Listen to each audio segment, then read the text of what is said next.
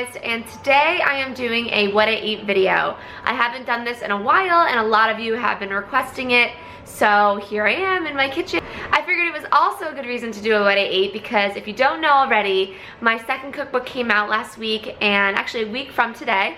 So I'll be cooking things from the cookbook in today's video, which is really exciting, and I'll have all the links to the new cookbook in the description of this video once I upload it. Alright, so let me show you what I'm making for breakfast. So I've been very obsessed with these daily harvest smoothies lately, so I'm actually really excited to share it. I shared it on Snapchat and a lot of you asked, and I finally got a coupon code for everyone, which is just enter Inspiralized on checkout and you'll get 3 free smoothies. So I'll leave that in the description of the video so you can check it out. But today's smoothie is going to be this apple and greens. It's called the Detox. Not that I'm detoxing or anything, but that's what it's called. And you can see they list all of the ingredients. They're all organic, and they give you these simple instructions at the bottom. You just basically choose a liquid base, which I'm going to use almond milk and a little bit of water, and then you just fill it up and blend it. Now once you open it, you'll see that all of the ingredients are absolutely fresh. So there's this little seal top, and I'll just pull that off. And you can see right in here, just at the top, all the fresh ingredients. I love how everything's whole and it's not a powder. All right, so I'm just gonna add in my milk to the top until it fills to just about the top and you start to see it. There you go. All right, so I have my NutriBullet cup here, and I'm just gonna pour everything in. Ooh. And now I'm just gonna put the top on.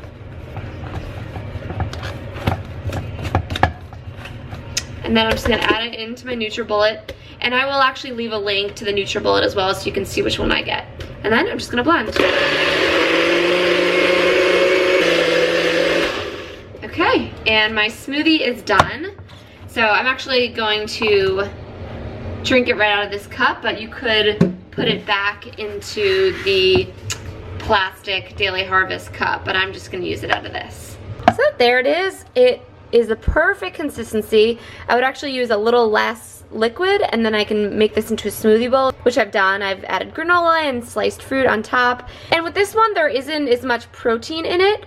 I mean, you get the protein from the kale and spinach, but I would add a little bit of protein powder into this if I wanted an extra boost. All right, so I'm just gonna go enjoy.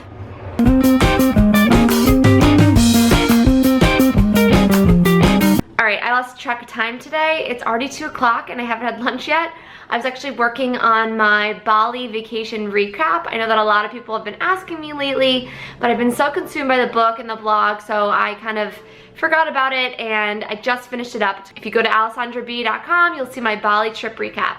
So now it's lunchtime and I'm so hungry, so I'm making something super, super hearty, and I'm actually going to feature this on the blog next week, so I will update this video post and add the link to the recipe. I'm going to be making the ultimate spiralized vegetable wrap with hummus and avocado and a bunch of crunchy veggies. So let's get started. This is the ultimate spiralized veggie wrap.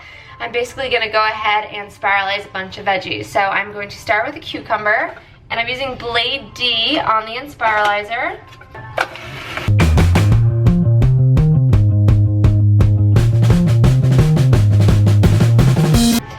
So now that I pretty much have all those cucumber noodles set, I'm going to switch over to a carrot, and I got a nice large carrot. So I'm going to spiralize that.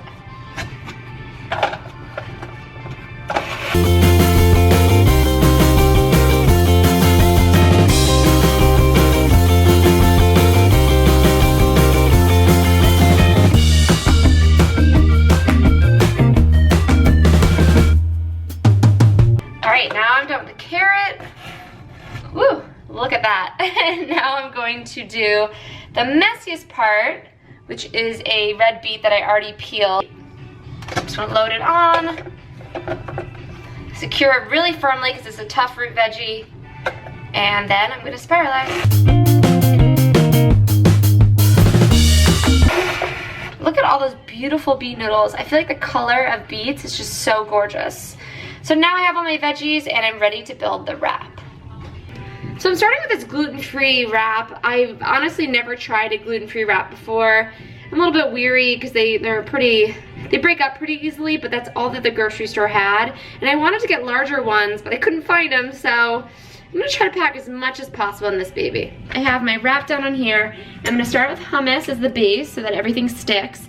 And I use this Good Neighbors hummus that I really like. It's just the original flavor. It's organic, delicious. So I'm just gonna spread it out here. Just in the center, leaving a little room at the sides so it's not too hard to wrap or roll like a burrito. And the hummus is really the only condiment we're using, so I'm using it pretty liberally. I'm gonna use about a half.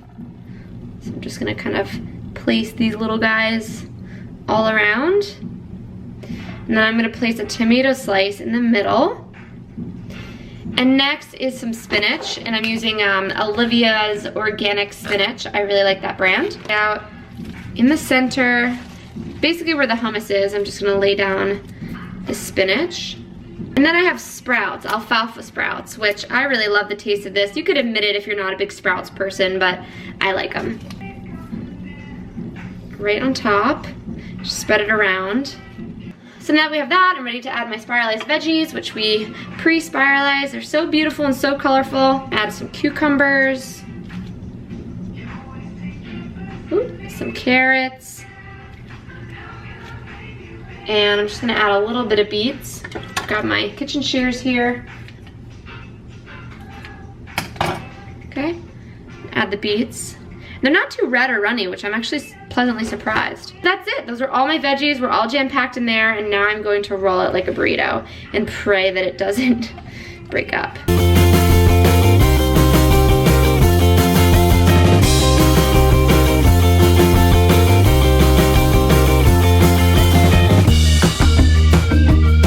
These wraps kind of suck. I'm not gonna recommend them to you guys. They're breaking up as I'm rolling, but because this is just me and I'm eating it right now, I'm gonna secure as best as I can with these toothpicks, and I'm pretty much just gonna eat it. It's gonna be really messy, but let's take a look at the middle. See, the bottom is breaking off. So it looks beautiful and colorful. I'm sure it's gonna be delicious. This is gonna be my lunch, and in the future I will find better wraps to use. You're definitely gonna wanna make this. The beet noodles are really nice, all the crunch from the raw veggies, and then that avocado all together with the hummus. Oh, so good.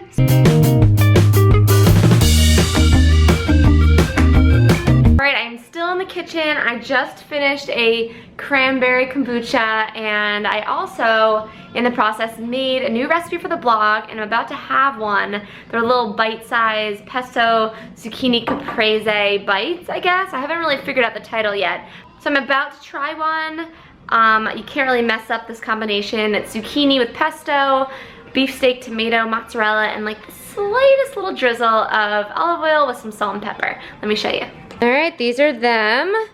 How cute. These are gonna be great for like Labor Day celebrations. Just a way to savor the rest of summer. I literally just photographed them. My camera's right here, and I'm going to enjoy one. Oh my gosh. You guys, these are so good. I am so excited to share them on the blog next week. Coming soon.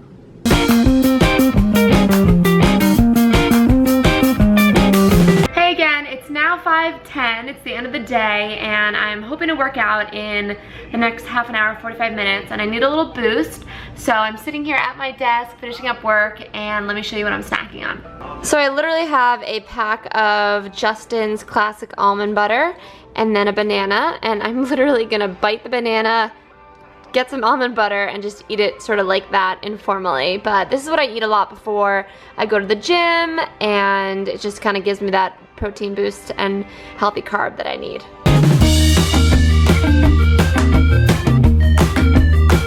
Alright, hey guys, it is a little after 8:30 and it's time for dinner. I just got back from the gym, if you can't tell already. I went for a run and did a 3-mile training run, and then did a little upper body lifting and some abs. And now I'm ready to make something from my new cookbook. We're doing a cook the cookbook challenge. It's kind of hard to say. And every night this week and for the rest of August, I'm cooking a recipe for dinner from my new cookbook, Inspiralize Everything. And if you don't know about this book, I will leave a link in the description of this video so you can get it. Tonight I am making my chicken tagine, which is in the beet chapter. Each chapter is a different spiralized veggie. And unfortunately, my husband didn't bring home golden beets like he said he would, so I've had to improvise, and I am now using butternut squash, so it's gonna have a bit of a different flavor, a little sweeter. All right, let's get started. First off, I will show you the actual recipe from the book. Obviously, mine's not gonna look as gorgeous as this photo by Evan Sung, but this is my chicken tagine with apricot golden beet rice. It is on page 41 for all of you who do have the cookbook. So I already pre-prepped my ingredients for time's sake. It is late, like I said, so I wanna get to eating. So I have some diced onions and carrots, chicken broth, garlic, and ginger that's been minced. I have some spices, coriander, cumin, and cinnamon, some sliced blanched almonds. I have dried apricots, chickpeas, cilantro for a garnish at the end, and then of course the spiralized rice. Now to make this, you basically just spiralize using blade D and then place the noodles into a food processor and pulse until they look like this and they're all rice-like. So I'll leave a link to that video as well because I have a how-to. And then finally, a little over a pound and a half of chicken. I have thighs and drumsticks in here. So I have the skillet over medium-high heat. I drizzled in a little bit of olive oil, and I'm going to go season the chicken with salt and pepper. So basically, I'm just gonna cook them on all sides until it's pretty much cooked through, about 70% of the way, and it has a nice browning on the edges. So this has been cooking for about 5 minutes, and I'm just going to flip the chicken over. Woo! It is sizzling, and it's got that nice brown, crispy texture on the outside. And you can see all of the juices from the chicken are starting to be released. Let that cook for another 5-ish minutes. So this chicken is cooked enough. Woo! It is sizzling. And I'm going to take the chicken and I'm just reserving it in a plate right here. It's okay if there's a little pink left. We're going to cook it for a while later. Here we have all our nice pan juices, so luckily we don't have to add any more oil. And now I'm going to add in our carrots and our onions.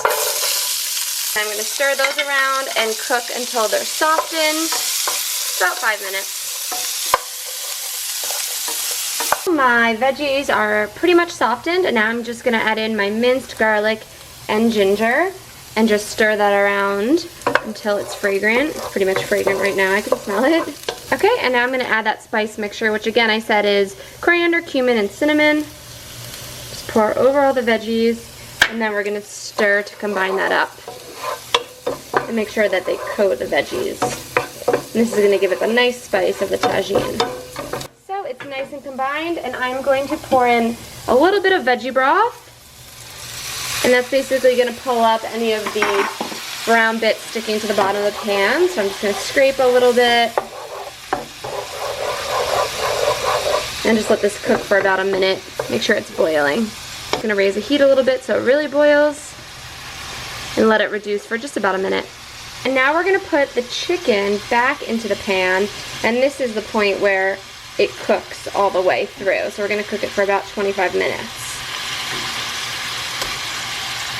Okay, so add in all the pieces, and I'm also going to add in the remaining chicken stock. And I'm going to raise this heat and bring it to a boil.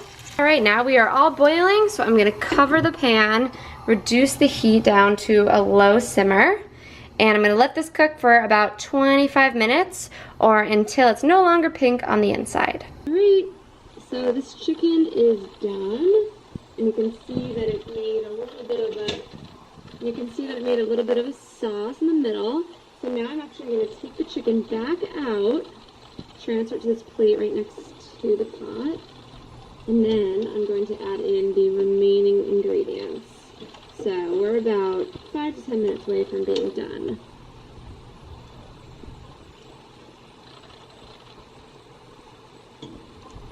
Alright, so you can see if I stir it, it's thickening up really nicely, so that's pretty much going to make all the rice taste really, really flavorful. I'm going to add in that rice, and I'm going to add in that can of chickpeas, and then the slivered almonds, and the apricots. And I'm actually going to use only half of the amount of apricots because these butternut squash noodles / rice are already inherently sweet. Let's give this a good stir. So I'm just going to stir to combine and make sure all those juices get coated into the squash. and the chickpeas get mixed in there. So this is pretty much just gonna cook for about 5 minutes, and then I'm going to serve it with the chicken. Yay, our tagine rice, I guess, if you wanna call it that, is ready. Take it off the heat, and I'm going to plate it up with the chicken. Okay, so I'm gonna serve up the rice into this bowl. And I'm making this fancy because I wanna put a picture on Instagram. Now we have the finished chicken that I tented with foil to keep warm. Okay, it's piping hot. So I'm just gonna grab the chicken over here and sort of just nestle it in to the rice. Ooh. Okay, two more pieces. Okay, and I like to leave the skin on. If you were trying to avoid more fat, you could take the skin off, but it definitely has a lot of flavor. And then the final step, of course, is to pour over those reserve pan juices. All right, and there you go. That is the chicken tagine with butternut squash rice instead of beet rice. So I'm ready to serve it up. Wait, Allie, let's not forget about the last step. The dishes. And who gets to do the dishes?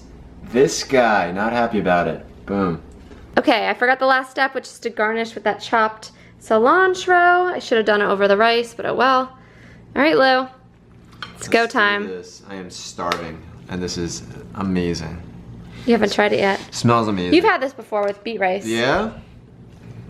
I'm excited. Is this too big of a plate? No, you can have as much as you want. All right, guys, good night. Thank you for tuning in. I hope you love this new What I Eat video. As always, give it a thumbs up if you liked it, share it, and comment below and let me know what you thought. All right, I hope you have a good night. Bye.